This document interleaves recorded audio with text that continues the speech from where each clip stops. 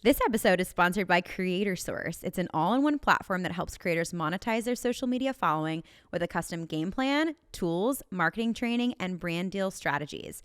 Head to getcreatorsource.com/trust issues to get started today. See, it's stuff like this that gives me trust issues. Welcome to the Trust Issues Podcast. We have trust issues with the traditional society-dictated path, with the status quo, with the whole get an education, land a job, and work tirelessly until you're 6 feet under. It's time to upgrade your life with the help of us. I'm Erica. And I'm Kyle Auckland. We're a husband and wife duo, but we're also entrepreneurs, biohackers, and business builders. Every week, we're dedicated to having purposeful conversations with each other and leading experts on topics like wellness, relationships, and entrepreneurship. Subscribe to Trust Issues Podcast if you're looking for bold topics, honest dialogue, and valuable lessons. You're listening to the Trust Issues Podcast. I'm Erica. And I'm Kyle. And today we're joined by Mignon François. She is a speaker, entrepreneur, and community leader who has inspired thousands through her Follow Your Spirit approach. After years of drowning in debt and brokenness, Mignon founded the Cupcake Collection, actually here in Nashville in 2008. And on the last $5 she had to feed her family, she turned it into a legacy with over 5 million cupcakes sold.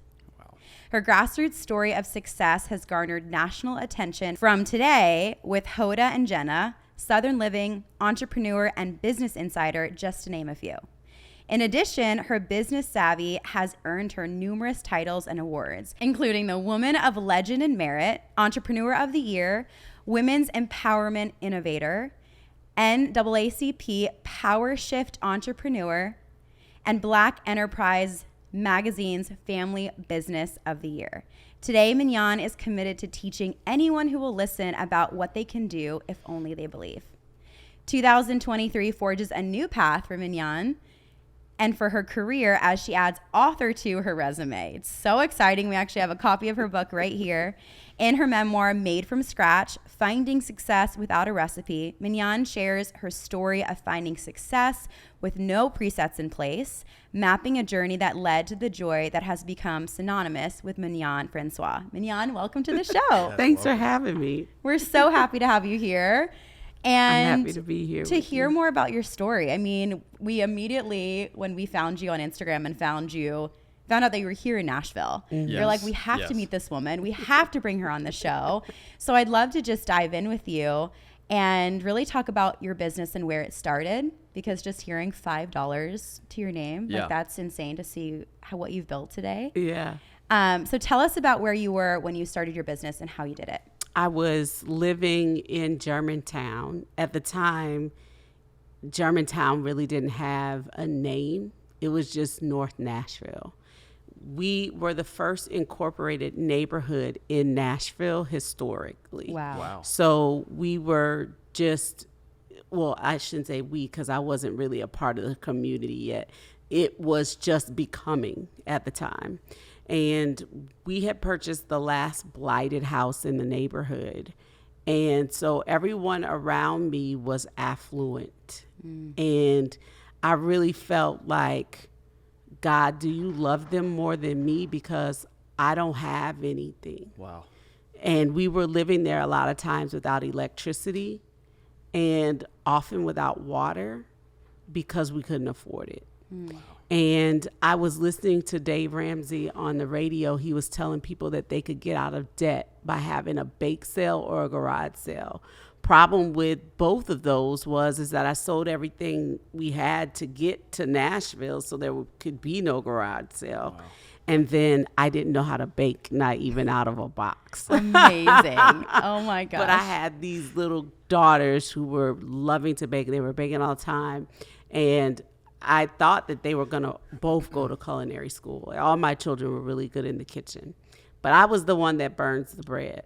And so my neighbor knocked on the door when I was sitting in the house with no electricity and offered me this opportunity to bake cupcakes for all of her clients. Well, by now, everyone in the little town of Germantown knew that I was making cupcakes. I only had one flavor at the time. They were lemon, and they were these little small things about the size of a 50-cent piece.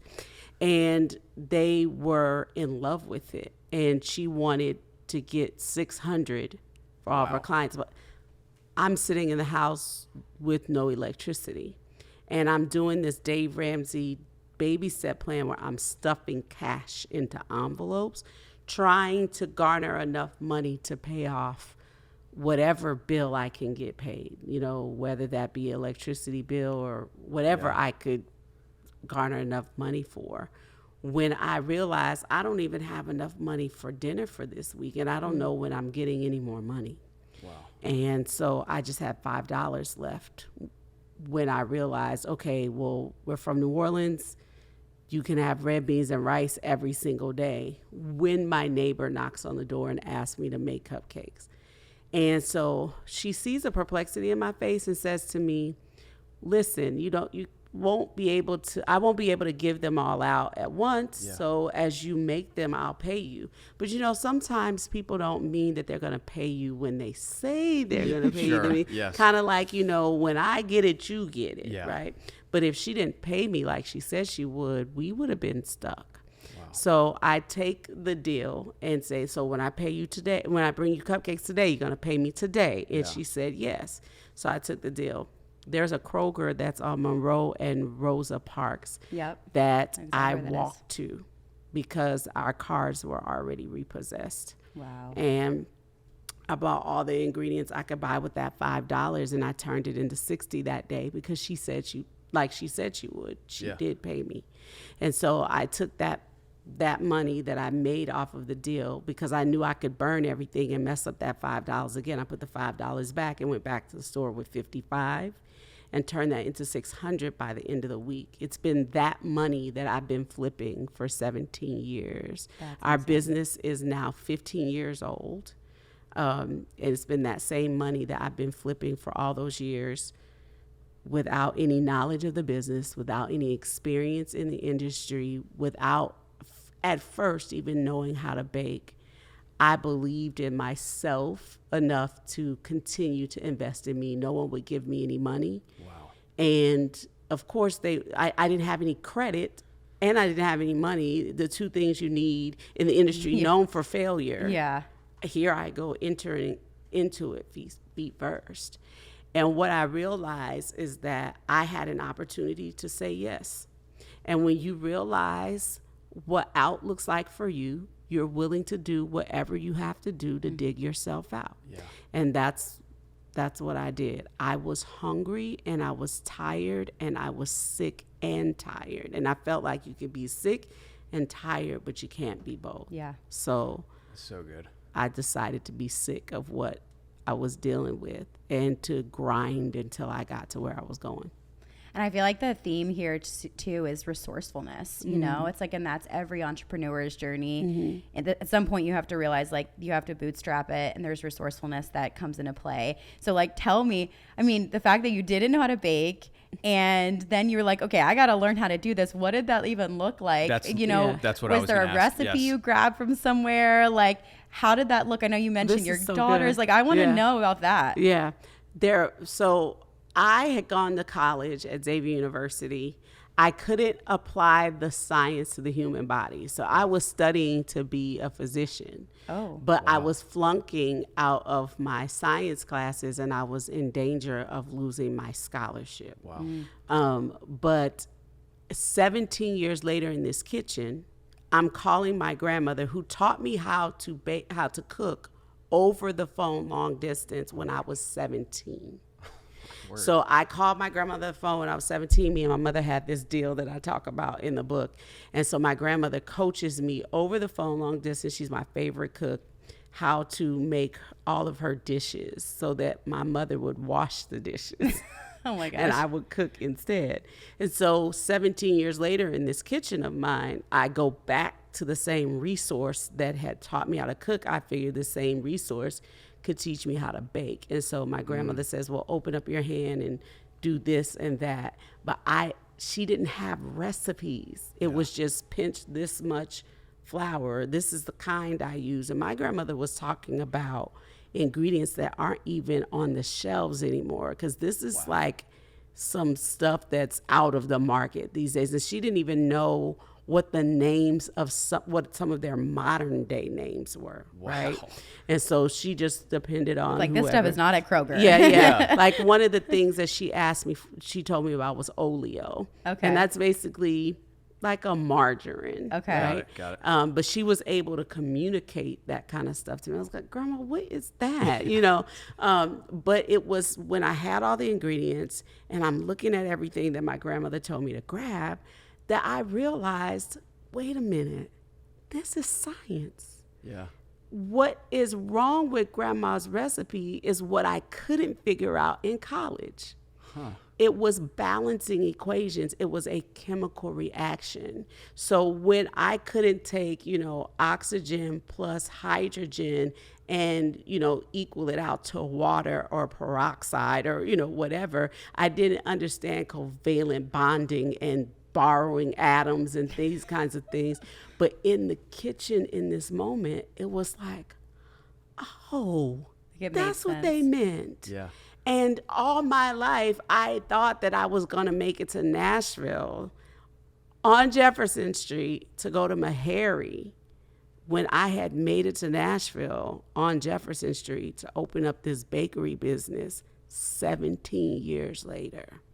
And so while I didn't end up here to go to medical school, I ended up here to heal people, not by medicine, but food for their soul. Yeah. And I started making recipes of my own based off of chemical reactions. So what I couldn't apply to humans, I was able to really apply it to humans through flour, sugar, butter, and eggs. That is that. I have like literal chills. Like that is so powerful. It's so crazy to and that's, life. You have these ideas of what things are going to look like, and then using a failed situation to then turn it into the success you have today.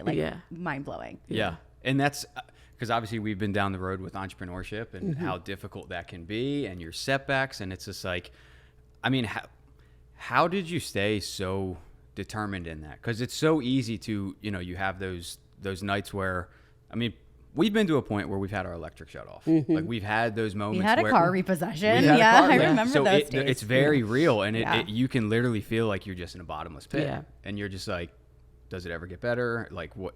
So how did you get through some of those nights, those sleepless nights of like, is this it? My children were my biggest cheerleaders and my reason for wanting to survive. Wow. I think that when you're in a thing, you don't know that you are accomplishing anything. You're just trying to survive. I wanted field trip money so that my daughters could go to the field trip without me having to be the room mom. And one of my girls was graduating from high school at the time. I wanted senior dues money. Yeah. And so I was willing to grind for them. And I think what people have to realize is, what is your why? What is the thing that's waking you up every day and calling you into, a story? For me, I was afraid of God. Wow. And so the reason why I say it that way is I was being awakened at 3:17 every morning. Wow. Like clockwork.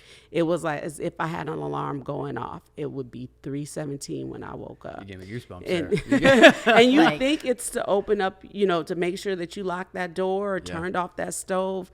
And that's not what it's about. I got up one morning to turn on TV. I believe in watching good television. I believe best television is during fundraising on PBS or during Black History Month, where you can learn all about, your history. Yeah. And so it was fundraising time. And it was 3:00 in the morning after 3:17, and I just couldn't go back to sleep. And so I turned on the TV, and the man on the TV, his name was Wayne Dyer. He said, "The morning breeze has something to tell you. Do not go back to sleep." Wow. And I did not want to hear what he was talking about. I was like, I do not know nothing about the morning breeze talking to me. You are getting off my TV. So while I was looking for the remote to change the channel, he said, God is trying to speak to you, and this is the only time you'll listen. So now he has me I have because chills. I'm raised in this really religious household, Sure. right? So I understand what he's talking about now. So I sit back and he said, now that you know why you're getting up, it's going to be hard for you to show up. And so just, put your feet on the ground and eventually you'll make it back. Take you about a week. And sure enough, it took me a week to get back to this place where I was sitting, where I had been getting up every day, check my children, make sure they're breathing, make sure the doors are locked, make sure the stove is off, all that kind of stuff. And this man is like literally telling me what I'm doing every day. And so I showed back up, and there was a Bible underneath my coffee table, and I didn't know what God sounded like. And I wanted to hear him, but I did not want to hear his voice. Yeah. Like, God, I'm here for you to speak, but please don't talk, because then that'll scare me and I'm running out of this room. And so I did only what I knew how to do, and that was pull out my Bible. So I just opened it and I let it fall to wherever it would fall. And it fell into chapter 3 of this particular book. And so I thought, okay, it must be that I should go to 17. I got my first set of instructions. And I found out that God loved me and he was about to show me. And so I got up every morning at 3:17 and I would show up in my living room on the couch to hear from God, whatever he had to say. And I was writing feverishly in a journal. And when God stopped awakening me, I had filled that entire journal up. And one of the last Bible verses I found was in Deuteronomy and in Joshua. And both of those were a call to choose life. Wow. And what it said was, I set before you life and death, blessings and curses. Choose life so that your family will live. Do not turn from anything that I've taught you here, from the left or to the right, or you will die. And so I stopped waking up after that. And I knew what I had to do. I had been given business ideas. Yeah. I had started many things, but I heard God saying to me, I'm not giving you anything else. This is your last opportunity. So choosing life would be to stay to fruition on this business idea that I blessed you with. And don't stop until you get there. I will help you and I will direct you with everything you need to know. And so I believed that if I didn't follow this through to the end, I was going to die. And I didn't want my children to be motherless. And I didn't want to, I believe that people will close their eyes and forever sleep for one of two reasons. Either you fulfill your purpose or you ignore it. Wow. And so I had been ignoring my purpose, and now it was time for me to live. And so I just started getting up every day for that reason. And so I was doing it for my children, but I was doing it mostly because I was afraid of God. Wow. The fear of God. I mean, I was going to say, you should write a book on this. And I'm like, I was like, this needs to be in a book. Oh, yeah. Oh, wow. I was literally about to be like, we could end this right here. Yeah. With that it's note like right end there. period. Are you creating content on social media that your followers love, but you don't know where to start when it comes to monetizing it? Creator Source builds each creator a custom game plan with tools and strategies to create consistent income through brand deals. Their platform has everything you need to monetize, including a media kit that helps you stand out, a rate calculator that teaches you how to price yourself for any brand deal, trainings, templates, and a contact database for you to find the contacts at the brands that you love. And there's so much more. Most creators are full-time professionals, full-time parents, or both, like us. So Creator Source is designed to be easy to use and help you grow at your own pace. We have loved using the Creator Source tools to explore our monetization options. I wish I had this when I first started out as a creator. This is why we're so excited to share it with you, our Trust Issues listener. To get access to Creator Source tools, head to getcreatorsource.com/trust issues. That's right. Invest in yourself today at getcreatorsource.com/trust issues. So for someone who's listening right now and they are in maybe a really hopeless place, you know, they're feeling the weight of debt. I know you talked about the debt that you guys lived in and struggled with. And obviously, I mean, so powerful to say that you took some of these examples from Dave Ramsey, you applied them, you were doing the envelope thing. Like that was a tangible thing. You were moving in the direction of becoming debt free. What are some other things that you would tell someone who is maybe in the beginning of their journey as a business owner? They're in an insurmountable amount of debt. They're stressed. maybe they're not able to sleep as well. Maybe God's waking them up too in the middle of the night. Yeah. What are some tangible things? What are some things that helped you get out of debt and build the business that you have today? Yeah. So I talk about this extensively in the book. I applied what I knew, because your past should be able to inform your future. We don't go through things just for the sake of going through things. We're supposed to look for the lesson, right? And so for me, what did I go through to pull other people out? So I talk about the scientific method that I used here. I just went back to my science background and I applied it. And so what I want people to know is that all you have is all you need to get you from where you are to where it is that you want to be. And so I first decided, what is the problem that I'm trying to solve? Well, I wanted to get out of debt, but we also had an issue in our neighborhood where people were constantly talking about, oh, it'd be nice if we had a bakery, and I could solve this problem. And so I started seeing people were coming to me who had allergies, who didn't like cake, who had gluten intolerance, and they were able to eat my cake where they weren't able to eat other people's, which I had never fed my family anything that I couldn't pronounce. So we were already living on limited ingredients. And so when I started approaching my business that way, I started creating celebrations that people could look forward to, because cake is my love language. And so my grandmother would make me a cake just if I willed her to.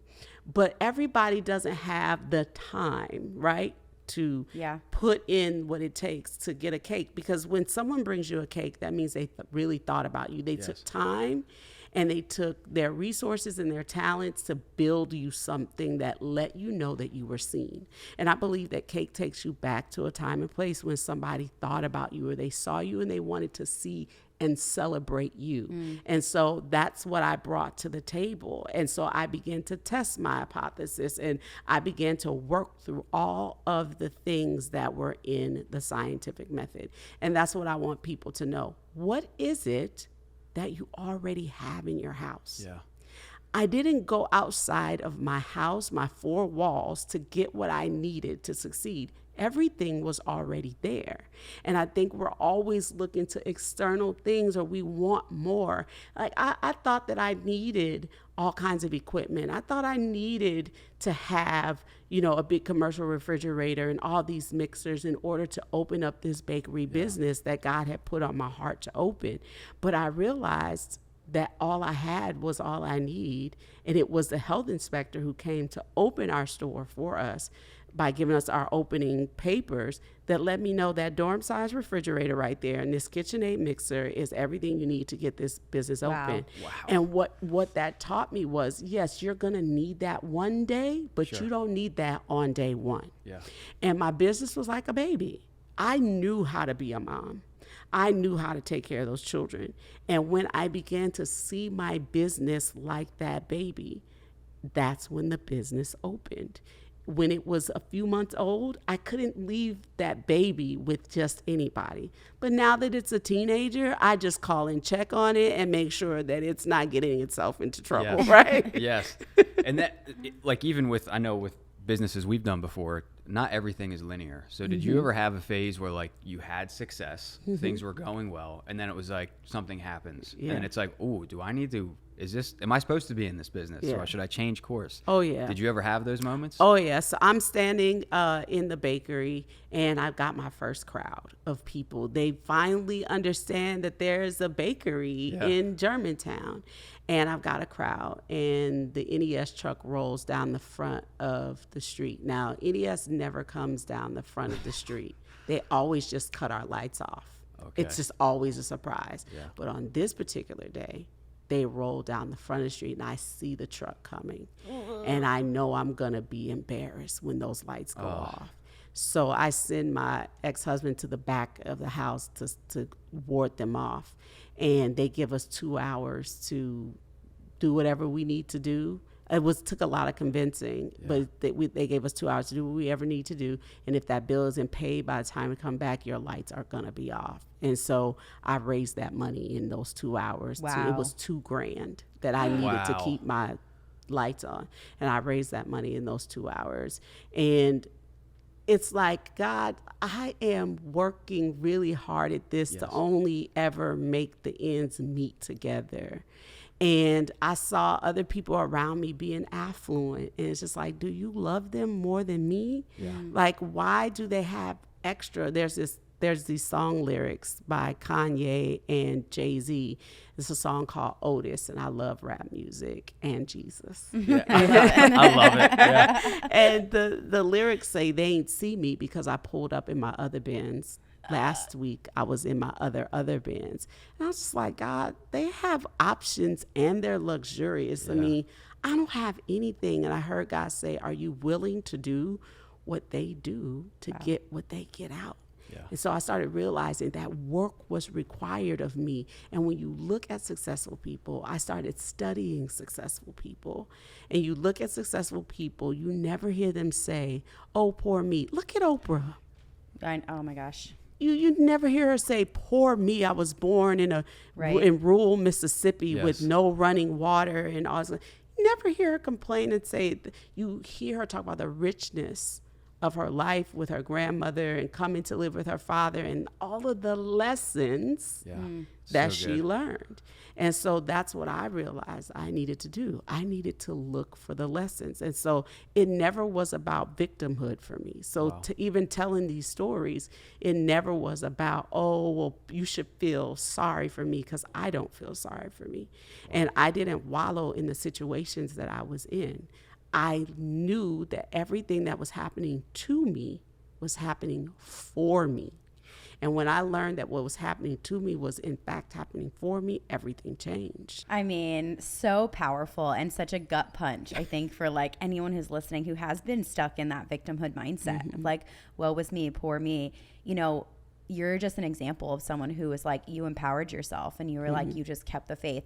What you said, you learned a lot of lessons. So what are some like top lessons that you have learned in the last several years, building your business, being a business owner and a mother? You know, maybe it's a business lesson, maybe it's a family lesson, but what are some top lessons that you live by today because of all the things you've been through? So I've been saying them along, you know, our conversation, that, you know, look for the lesson. All you have is all you need to get you from where you are to where you want to be. I believe every stupid thing that you've ever had to do is taking you from where you are to where it is that you want to be. I had gone to college to study science. It was the science that came back to serve me when it was time for me to get my family out of debt. So had I not gone to school, failed at that, but kept some pieces that were life-giving for me, that were nourishment for me later on in my life, I wouldn't be here where I am today.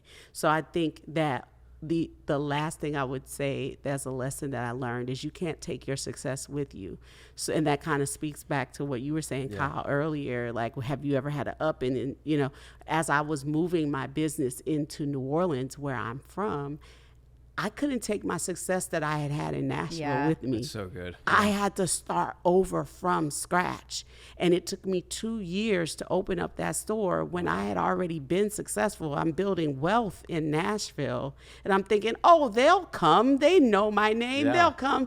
They didn't know who I was. And I believed that if you could make it there, you could make it anywhere. It was up to me. Just like in New York on Broadway. If I could make it in New Orleans in food, I could make it anywhere.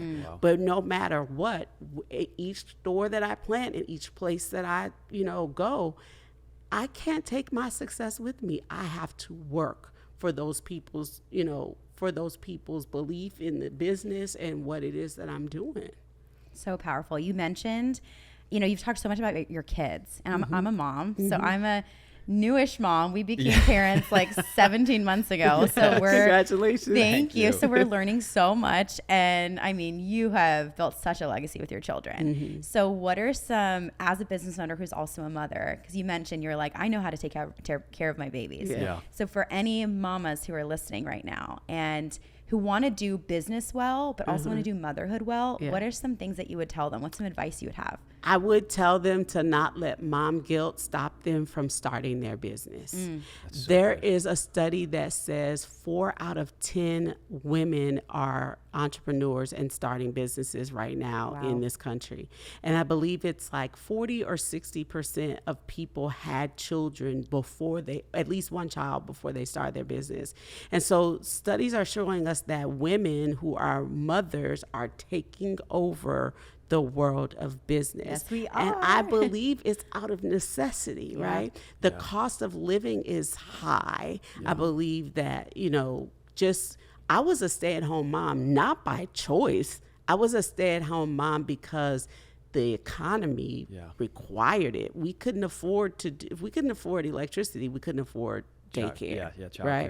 And so, again, what is it that you have already in your house? And if it's not in your four walls, what do you have in your wheelhouse? What is your capability? What are your gifts and your talents that you're not looking at that can provide a living for you and your family? And I think the pandemic showed everybody what we could do if we believe, right? So we were stuck on the inside, and so many creative ideas and opportunities came out of being on the inside of our four walls. That's so good. It is. I want to ask about comparison. I think that comparison as an entrepreneur is, everyone deals with in comparison, but you're in a niche where maybe someone would say, well, I can't start a bakery. There's another one around the corner. And I think that I hear that from people all the time. Well, so-and-so's already doing that business. Is there space for me? So how have you battled comparison yourself and navigated that? Yeah. I heard it say like this: there is no one as dope as you. I love that. And there is no one in the world doing exactly what you were called to do at the exact same time that you're doing it. And when I was opening up my business, I opened it in the midst of a economic downturn. It was 2008 and we were headed for a recession, and that's where they're saying we are right now in the world. So somebody who's looking at that and saying, well, I don't have what everyone else has, then they can look at my life. Even with all the success that I've had, I tend to stay out of social media because it makes me feel like I'm not doing enough with my life. And those things are very real. But the thing that drives me is knowing that I'm still standing. And at the end of the day, there was nobody created to do it exactly the way that I've done it. And yes, when I opened up the Cupcake Collection, there were cupcake shops on every single corner. Yeah. But nobody was doing exactly the same thing, exactly the same way that I was doing it. And it was my 5-year-old who tapped me on the shoulder when I saw another one opening in the city. And I even mentioned like where we were and who it was and all this kind of stuff. I'd been working for 2 years to open up this place, and I turned down the street and it goes, cupcakes, coming. So I'm like, what, God, how? And then I read the story about how I was like, oh, I just decided to do this, and now I'm open. I'm like, oh my gosh, Jesus, really? Like this is prayer. Like God. And I cry in the middle of the street, and my 5-year-old says, Mommy, there's room for cupcakes. Aww. And what that told me, and it has carried me ever since. He said, even if they're first doesn't mean they're going to be the best. Wow. And out of the mouth of babies. Uh-huh. And so what it showed me was that even if I was the only one, I wouldn't be able to serve everybody. Yeah. So I needed them to be open, and I needed to be open, and I needed someone else to open. And so it got me on a trajectory. There was a lady who was really well known for wedding cakes. Her name was Juanita, and she had a bakery here. She's since retired, but she came and welcomed me to the business. Oh my gosh, I love that. And she shaped my attitude from there forward. And so whenever they would get cupcake orders into their shop, because they didn't really do cupcakes, they would send them to us and say, oh, they have the next best cake in the city, right? Yeah. And so whenever we get cake orders at the time, we'd send them to them, and we'd say, they have the next best cake, in the city. Since then, we've been voted as the best cake in Tennessee and the best cake in Louisiana, all amazing. From a girl who doesn't know how to bake, not even out of a box. Wow. Well, and I think too, one of the coolest things I'm even hearing just from your story, how you're talking, is like, be your true, authentic, messy self. So many times it's like we try to fake it till we make it, or be this polished version of like what people would want us to be or see. And it's like you being your true, authentic self, even when it was messy and things maybe weren't working at the time, you just being that, like God opened the doors for you and for the right people to see you and like be attracted to you in your business. Yeah. I just think it's like, it's so cool to see. Yeah. Because it's like, I feel like in society we are told like you got to be these polished little soldiers and do things a certain way. And it's like, it's the Oprahs, the Jay-Z's, these people who are messy in themselves and they do it out of love and the right reasons. And it just continues to grow and open up. Yeah. So it's, Amen. It's amazing. Yeah. Yeah. Amen to that. That's so good. And I want to ask you, you mentioned Juanita, you mentioned your grandmother. Was there anyone who was like a mentor for you in business, or that anyone else that you felt shaped your journey? Because I think like I look at us and there's been so many times where, you know, and we are people who pray. So we're like, God has given us, I every single time we have felt like we're at the end of our rope, like God has always given us direction. And I feel like it's always shaped our next decision. And every time we've walked through that open door, it's changed our life. Like, and maybe we didn't see it right away, but ended up. So, but I think here on this earth, there's been so many people who have shaped our journey too. Mentors, people who have said the right thing at the right time. And that like kind of triggered something that was like, oh, like, and it made us make a decision that changed course or something. Is there anyone else that was mentoring you or that you looked up to? Yeah. So at the time, in this book, the foreword is written by Eric Thomas. Oh, Dr. wow. Eric Thomas wrote the foreword. We love Eric Thomas. I'm one of Kyle's favorite. He gets you so fired up and ready to go. Yes, he really does. Yes.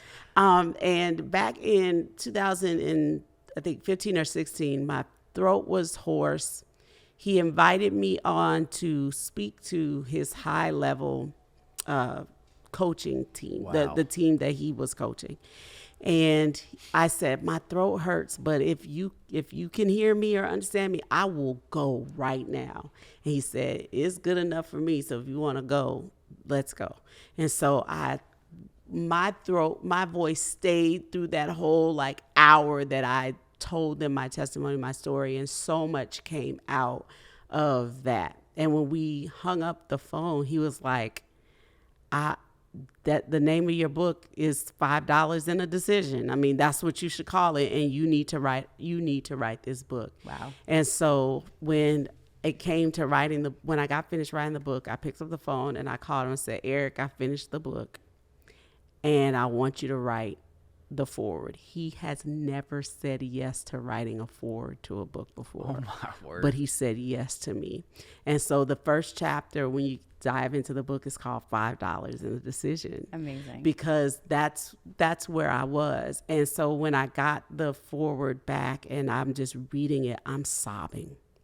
Wow. Because of the things that he's saying to other women like me in this book, who he's like, when I meet them in the street, I'm going to tell them, if you feel counted out, here's somebody who felt the same way. Yeah. If you don't have enough money, here's somebody who had the same situation.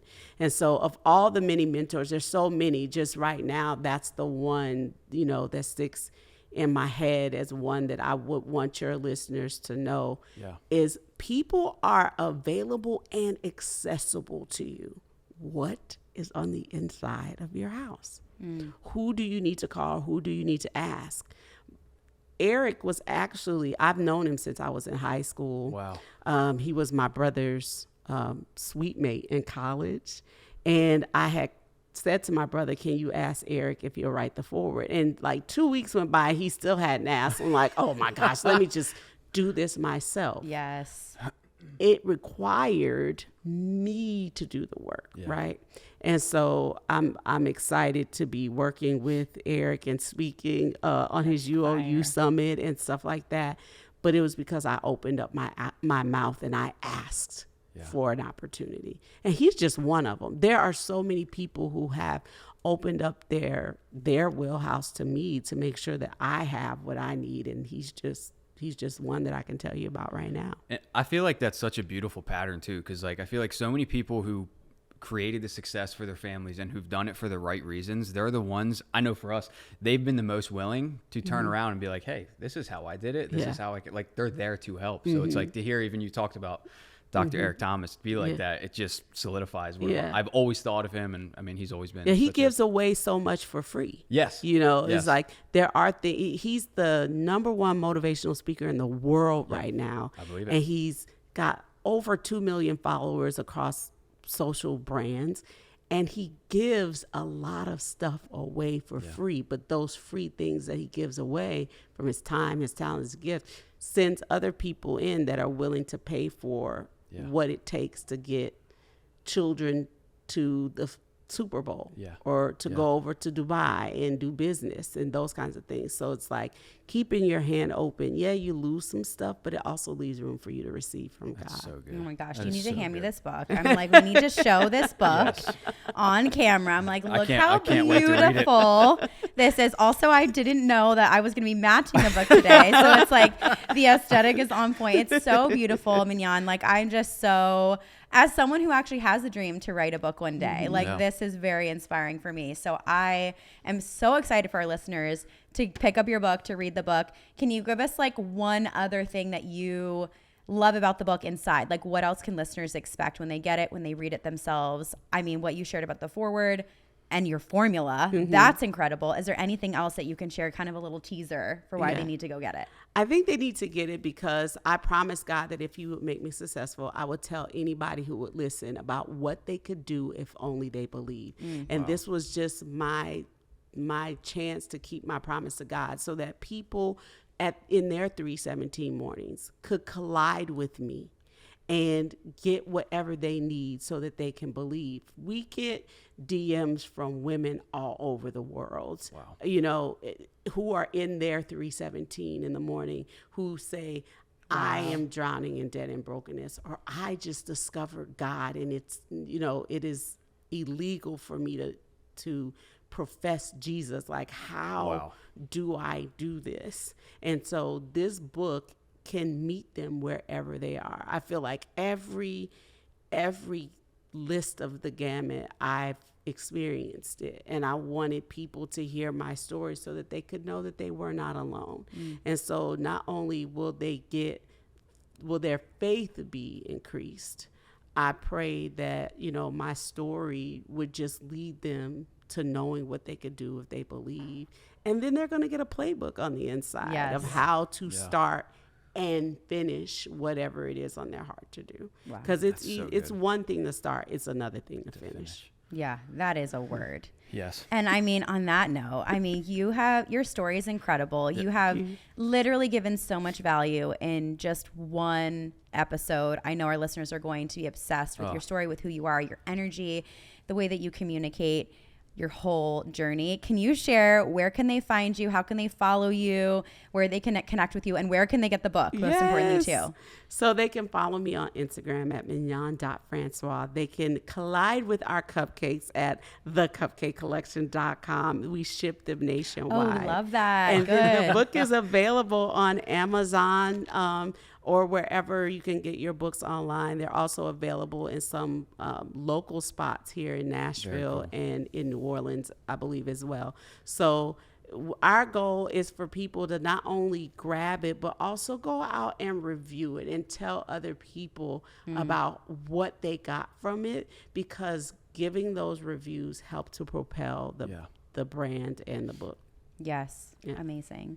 Well, thank you so Yes, much for thank being on you. the show. Your time, your encouragement, I know it will be so transcendent for so many people. Thank So you. I hope thank that God is pleased with the things that came out of my mouth today. I think he is, for sure.